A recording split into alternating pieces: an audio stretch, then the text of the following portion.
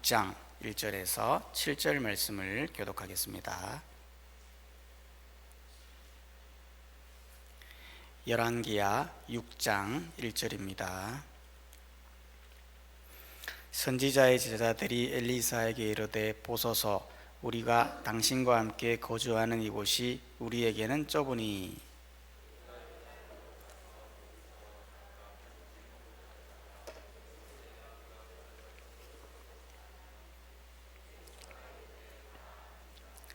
그 하나가 이르되 청하건대 당신도 종들과 함께 하소서 하니 엘리사가 이르되 내가 가리라 하고,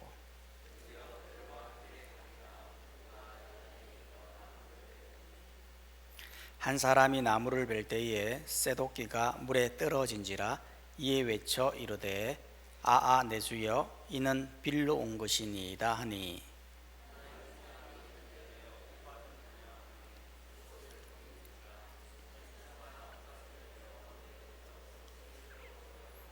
함께 해보겠습니다.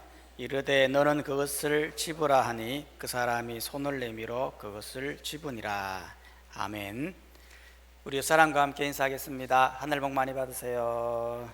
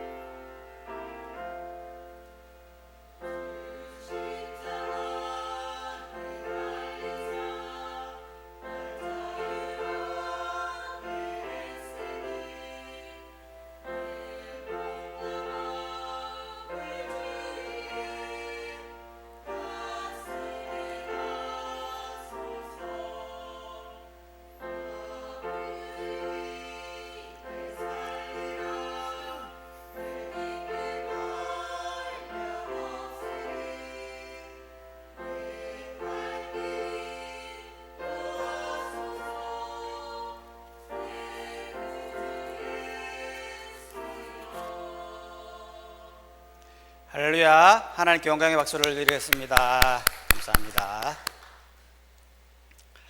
여러분, 오늘 말씀은 함께 합시다 라는 주제의 말씀인데요, 여러분, 뭐든지 함께 하면 좋은 거잖아요. 무슨 일을 할 때 혼자서 일한다, 그것만큼 서글픈 일이 없는 거죠. 그런데 일을 할 때 함께 해주고 마음을 모아주고 그러면 힘이 나는 거거든요. 특별히 어려울 때, 위기가 있을 때 그때 함께 해주면 참 힘이 됩니다. 우리나라도 보면 어려울 때, 위기 때 참 강한 나라예요. 미국에서 한 보고서가 있었는데 어떤 보고서였냐면, 만약 중국이 대만을 침공하게 되면 대만 사람들은 자기 나라를 위해서 싸우겠느냐라는 질문이었거든요. 그런데 대부분 대만 사람들은 싸우지 않겠다, 무섭다 나 도망갈 거야. 그렇게 대답하더라는 거예요.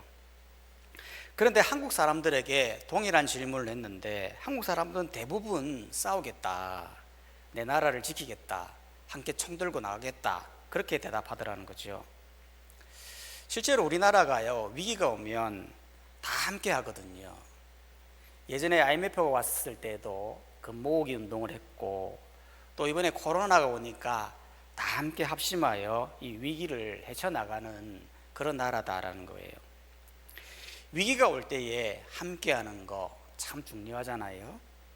오늘 말씀에도 마찬가지예요. 오늘 말씀은 엘리사가 거주하는 선지 학교에 대한 말씀인데요, 이 선지 학교에 하나의 문제가 발생하게 된 거예요.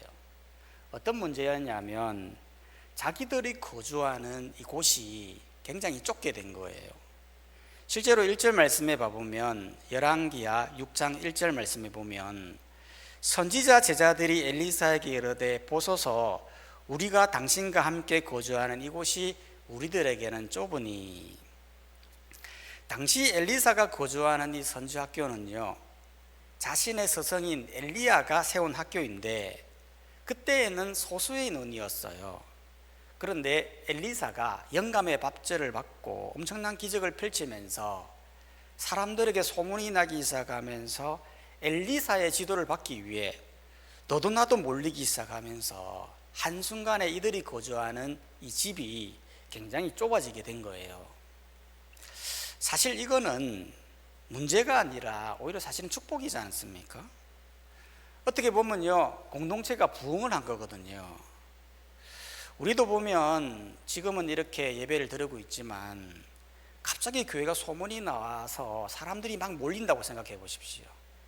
여기 있는 자리가 꽉 차고 중청에도 꽉 차고, 그래서 막 사람들 여기저기 앉고 심지어는 강대상까지 올라와서 막 예배를 드린다고 생각해 보세요. 이거는 굉장히 행복한 일이에요. 그런 교회가 되기를 주님의 이름으로 축원합니다.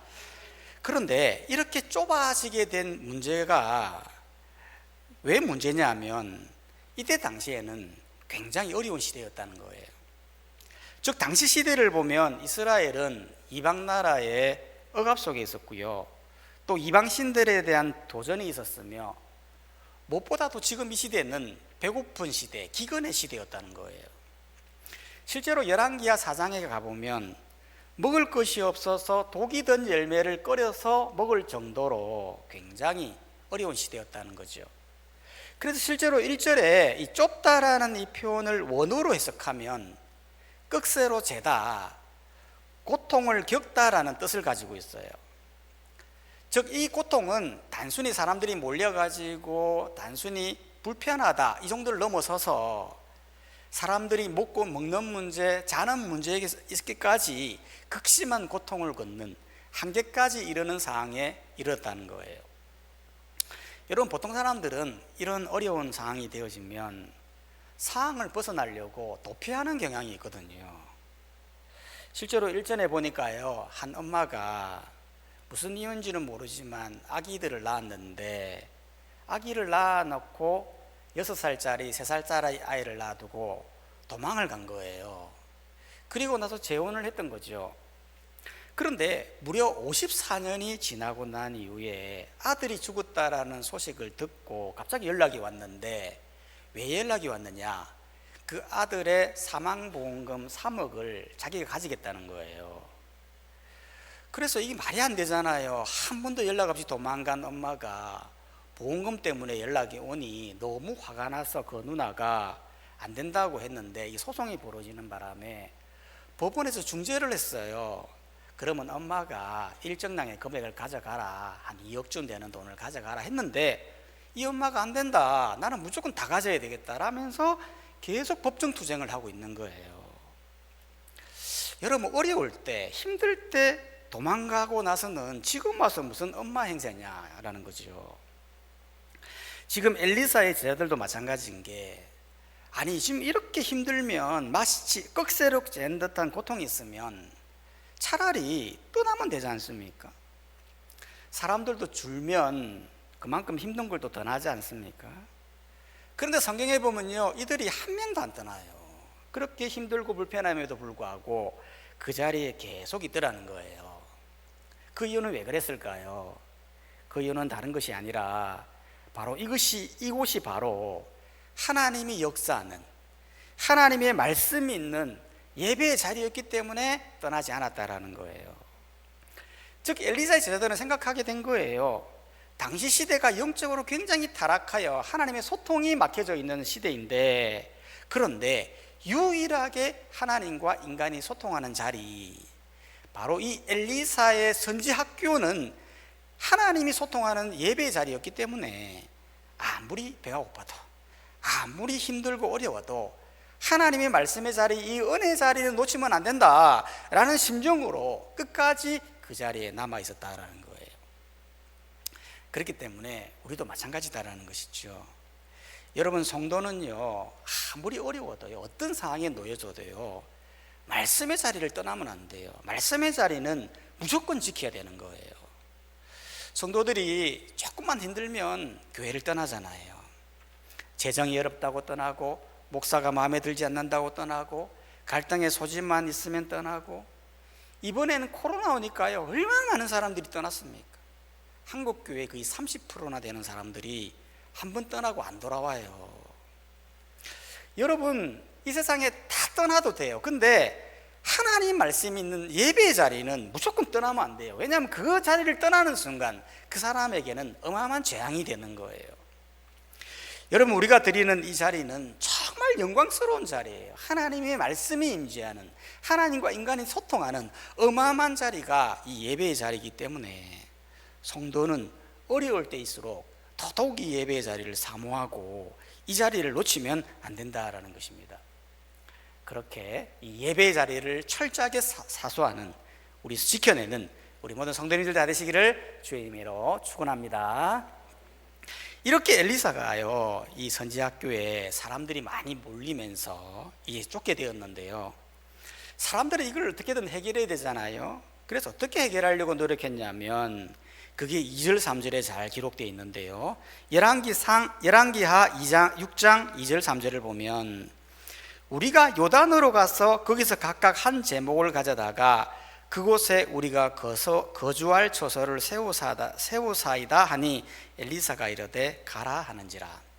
그 하나가 이르되 청하건대 당신도 종들과 함께 하소서 하니 엘리사가 이르되 내가 가리라 하고. 즉 선지자의 제자들은 이렇게 쫓게 된 원인을 해결하기 위해 요단강에 갑시다. 가면 목재들이 많이 있으니까 그걸 가져다가 새로운 조서를 만듭시다. 그렇게 제안했던 겁니다. 당시에는 너무 가난하다 보니까요, 인력을 고용할 능력이 안 되는 거예요. 그러니까 이참에 공부는 잠시 중단하고 우리 모두 다 가서 합시다, 이런 제안이었던 거죠. 실제로 요단강에는요, 건축물로 많이 사용되어지는 목재들이 많았다고 해요. 예를 들어 버드나무라든지 포플라나무라든지 석류나무라든지 등등 이런 목재들이 많이 있었기 때문에 요단강으로 가자, 이렇게 제안했던 것입니다. 그런데 여기에서 주목해 보아야 할 단어 한 가지가 있어요. 그게 뭐냐면 2절을 다시 한번 봐보면 2절에 각각 한 제목이라는 단어라는 겁니다.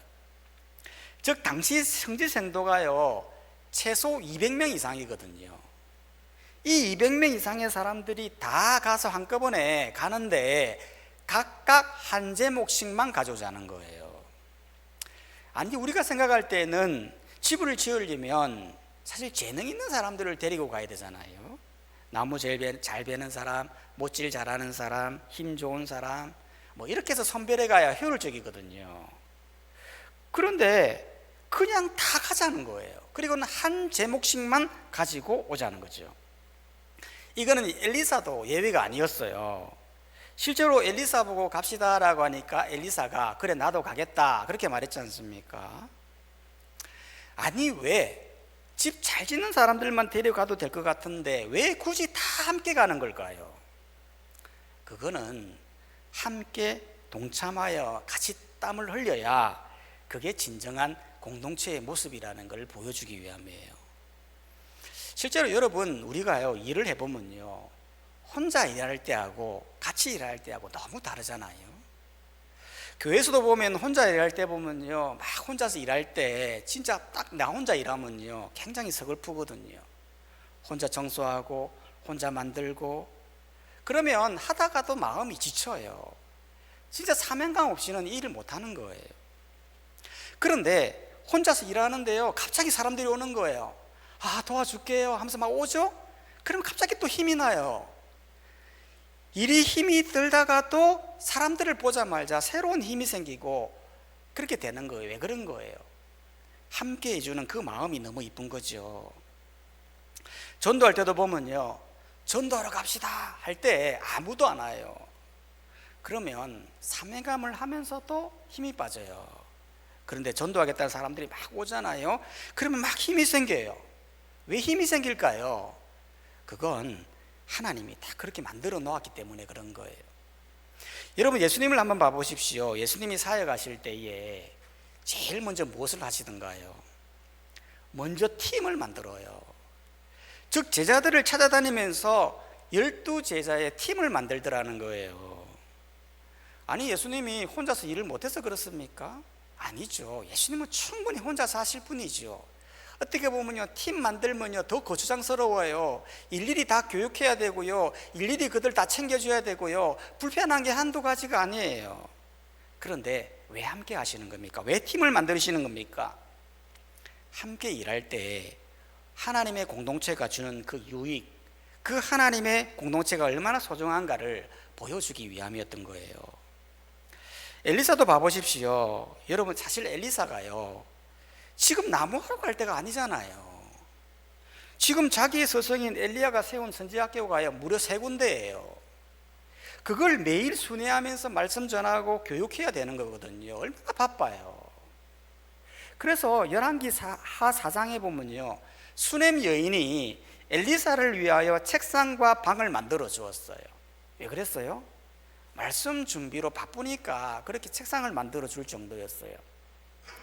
그런데 한 제자가 와서 엘리사에게 나무를 배달하러 가자고 할 때에 나 못 간다, 내가 왜 그걸 해야 되니, 너희들끼리 가라, 나 말씀 준비한다고 너무 힘들어서 안 돼 라면서 오히려 화를 낼 수도 있는 거 아니겠습니까? 그런데 엘리사도 함께 가더라는 거예요. 왜 그렇습니까? 공동체 일이라는 건 함께해야 의미가 있고 함께해야 함께함을 통한 귀한 열매를 맺기 때문에 그런 거예요. 여러분, 실제로 오늘 이 본문을 묵상해 보면요, 사실 이 엘리사 보고 가자고 한 이 사람이 참으로 대단한 거예요. 사실 엘리사는요 어떤 사람입니까? 나만의 병을 고친 사람, 엘리야의 옷으로 요단강을 간 사람, 엄청난 사람 아닙니까? 이런 사람에게 나무하러 갑시다 이런 말 쉽게 나올까요? 잘 안 되거든요. 그런데도 불구하고 이 한 사람이 너무 쉽게 엘리사 당신도 갑시다 왜 이런 말을 하는 걸까요? 그만큼 엘리사는 섬김의 사람이었다는 걸 보여주는 거예요. 즉 평소에도 자기는 뭐 선생이라고 권위를 부리고 자기 권리만 찾는 그런 사람이 아니었다는 거예요. 즉 평소에도 이런 섬김이 일반화되어 있는 사람이었기 때문에 너무나 쉽게 가자고 하더라는 거예요. 우리도 이런 사람이 되어야 된다는 거죠. 같이 섬깁시다, 같이 섬깁시다, 같이 함께 합시다 라고 할 때 너무나 말이 쉽게 나오는 사람. 우리도 보면 같이 일합시다 할 때 말이 안 나오는 사람이 있어요. 자꾸 눈치가 보이고 함께 하자는 말이 목구멍에서 안 나가는 사람이 있어요. 우리는 그런 사람이 되면 안 되는 거예요. 여러분, 하나님의 일은 성역이 없어요. 누구나 다 땀을 흘릴 때, 다 함께 할 때 의미가 있는 거예요. 위치와 직분 상관없이 섬길 수 있는 일이 하나님의 일이라는 거죠. 특히 교회가 어떤 큰 일을 할 때에 성도들은 모두가 동참하여 함께 일하는, 함께 하고 싶은, 적극적으로 함께 땀을 흘리는 그런 사람이 되어야 한다는 거예요. 그렇게 함께 하기를 주의 이름으로 축원합니다. 이렇게 선지자의 제자들은 나무를 구하기 위해 요단강으로 갔는데요, 가면서 나무를 이제 베야 되지 않습니까? 그래서 베고 있는데요, 이게 큰일 난 거예요. 왜냐하면 제자 중에 한 명이 나무를 베다가 도끼날이 빠지게 된 거예요. 5절에서 7절 말씀을 봐보면 한 사람이 나무를 벨 때에 쇠도끼가 물에 떨어진지라 이에 외쳐 이르되 아 내 주여 이는 빌로 온 것이니이다 하니 하나님의 사람이 이르되 어디 빠졌느냐 하매 그곳을 보이는지라 엘리사가 나뭇가지를 베어 물에 던져 쇠도끼를 떠오르게 하고 이르되 너는 그것을 집으라 하니 그 사람이 손을 내밀어 그것을 집으니라. 선지자의 제자들은 각각 한 제목씩 베어서 돌아가려고 했는데 한 사람이 나무를 베다가 그만 쇠도끼가 빠지게 된 거예요. 당시로서는 이게 아주 큰 실수였어요. 왜냐하면 지금은 철이 막 넘쳐나는데요, 예전에는 철이 아주 귀한 시대였어요. 그래서 쇠도끼를 빌려왔어요. 그런데 이거를 빠져버린 거죠. 그러면 이걸 다시 갚으려면 다시 큰 돈이 들어가지 않습니까? 어떻게 보면요, 전 재산 다 팔아서 이걸 갚아줘야 될 상황인지도 몰라요. 그래서 너무 힘이 들어서 엘리사에게 외친 겁니다. 5절에 보면 아 내 주여 외쳐, 아 내 주여 도끼가 빠졌습니다, 내가 빌려온 겁니다 라면서 엘리사에게 말한 거죠. 여기에서 엘리사의 본이 있어요. 뭐냐면 이 일로 인하여 화를 내지 않더라는 거예요. 여러분, 우리 같으면요 좀 야단을 쳤을 것 같아요. 야, 그렇게 좀 조심 좀 하지, 그 비싼 도끼를 이제 어떻게 하겠냐라면서 화를 낼 법도 한데 전혀 하지 않더라는 거죠. 나뭇가지를 베어서 물에 떠진, 그러면서 어떻게 합니까? 나뭇가지를 베어서 물에 던졌는데요, 갑자기 쇠도끼가 떠오르는 거예요. 그래서 그거를 집으려 했더니 쇠도끼를 건졌던 거죠. 여러분, 이거는요 정말 놀라운 기적 아니에요? 아니, 어떻게 나뭇가지를 던졌다고 쇠도끼가 떠오를 수 있습니까? 아니, 쇠도끼를 건지려면 사람이 입수해가지고 물에 들어가서 건져내야 되죠. 실제로 무슨 나무가지가 쇠도끼를 떠오르게 한단 말입니까? 이거는 누가 하신 거죠? 하나님이 하신 거죠. 하나님이 말할 수 없는 기적으로 이 일들을 하게 하신 것입니다. 이걸 통해서 우리에게 보여주는 것이 무엇일까요? 두 가지예요. 첫 번째는 공동체를 위해 땀을 흘려 일하는 주의 백성을 하나님은 결코 외면하지 않는다는 걸 보여주는 거예요. 여러분, 실제로 만약 사람들이 함께 하자고 했을 때에 아, 나는 싫어요, 나는 교육을 받을래요, 당신만 가세요 하고 가지 않았다면 이런 엄청난 기적은 보지 못했을 거예요. 그런데 힘이 들어도 함께 했을 때, 함께 땀을 흘리니까 하나님이 놀라운 기적으로 응답하시더라는 거죠. 여리고 성이 무너질 때도 마찬가지였어요. 여러분, 진짜 하나님이 이스라엘 백성들에게 말도 안 되는 요구를 하잖아요. 너희들 여리고 성이 무너지려면 성을 7바퀴 돌아라. 그리고 마지막 그것도 6일 동안 돌아라. 그리고 마지막 7일째에는 한 바퀴 더 돌아야 된다. 막 그렇게 이야기하고, 그리고 나서 나팔을 불면 성이 무너지리라, 그렇게 말을 했거든요. 정말 말도 안 되는 소리잖아요. 그런데 모두가 다 동참하더라는 거예요. 어린아이부터 어른들까지, 또 나이든 노인들까지 다 동참했어요. 다 함께하는 동안 7일 동안 돌았더니 어떤 일이 일어나게 됩니까? 함께 막 나팔을 불고 소리를 지르니까 그때 실제로 그 기적이 일어나더라는 거예요. 하나님이 여리고성을 통해서 보여주는 게 무엇입니까? 하나님의 말에 순종하여 실제로 함께 동참하면 놀라운 기적이 있다는 것을 말씀을 통해서 보여준다는 것이죠. 두 번째로는 나뭇가지로 쇠도끼가 떠오르는 장면을 통해서 무엇을 보여주려고 했냐면 함께 웃고 함께 울으라는 것입니다. 즉, 공동체가 함께 일하다 보면요 얼마든지 실수할 수 있다는 거예요. 성도들이 실수해서 아파하고 힘들어할 수 있어요. 그때에 필요한 건 야단치고 훈계하고 뭐라 하고 그런 게 아니라는 거예요. 우리도 보면 실수할 때요, 우리는 참 실수 그 자체를 집중할 때가 많거든요. 예를 들어 아이가요 그릇을 깼는데 제일 먼저 해야 할 일은 괜찮니? 라고 물어보는 거잖아요. 근데 우리는 내가 뭘 했냐고, 조심하라고 했잖아 라면서 먼저 야단을 치더라는 거예요. 물론 이렇게 하는 게 쉽지가 않아요. 저도 예전에 아내가 처음 면허를 따고 운전을 할 때 살짝 접촉사고가 났어요. 뭐 전봇대를 받았는지 어디를 받았는지 모르지만 살짝 접촉사고가 나서 저한테 전화가 온 거예요. 접촉사고 났다고. 제가 첫 마디가 뭐였을까요? 몸은 괜찮냐고, 안 다쳤냐고. 처음에는 그렇게 이야기했었어요. 그런데 한 1년쯤 지나고 나서 또 사고를 낸 거예요. 이번에는 상대방 차와 부딪히게 된 거예요. 그러니까 제가 이번에는 어떻게 말했을까요? 차는 괜찮냐고. 그렇게 되더라고요, 사람이. 그리고 이번에 또 사고 냈어. 2달 전에. 이번에는 좀 심하더라고요. 후진한다고 살짝 부딪혔거든요. 진짜 살짝, 표도 안 났어.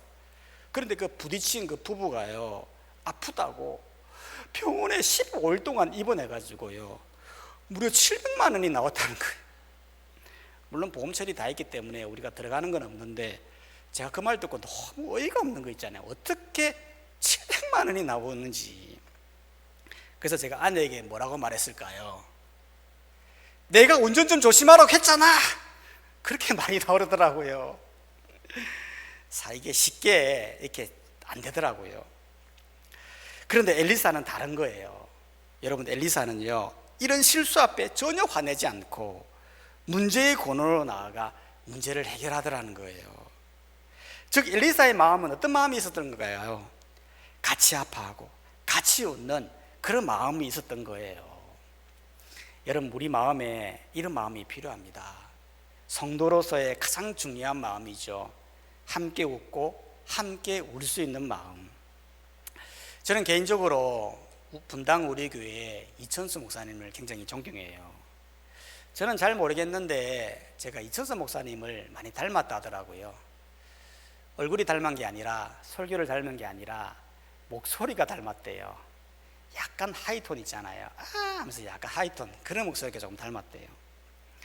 이천수 목사님은 2000년도에 분당에서 교회를 개척해가지고 엄청나게 성장했는데, 현재는 29개 교회로 쪼개서 분립했거든요. 정말 대단하신 분이죠. 예전에 제가 분당 우리 교회 비전을, 홈페이지를 들어가 보니까 분당 우리 교회 비전이 기록되어 있더라고요. 내용이 이런 거예요. 우리 분당 우리 교회는 예배의 감격이 있는, 가정을 회복시키는, 젊은이를 깨우는, 세상을 변화시키는, 그 다음이 중요합니다. 함께 울고 함께 웃는 우리. 바로 함께라고 하는, 우리라고 하는 이 단어가 굉장히 감동이 되더라고요.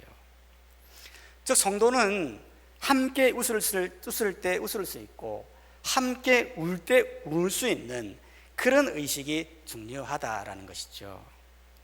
우리 교회도 정말 그랬으면 좋겠다 싶습니다. 교회가 힘들고 어려울 때 함께 동참하는 성도, 교회가 일을 할 때 함께 섬기고 함께 노력하는 그런 공동체, 어려운 지체와 힘든 지체가 있을 때에 함께 울어주고 함께 웃어주는 그런 교회가 되면 좋겠다 싶습니다. 이런 공동체를 우리가 함께 만들어가면 좋겠습니다. 그렇게 함께 만들어가는 우리 모든 성도님들 다 되시기를 주님의 이름으로 축원합니다. 우리 시간 다 함께 말씀을 생각하시면서 함께 기도하면 좋겠습니다. 오늘 말씀을 주시면서 귀한 예배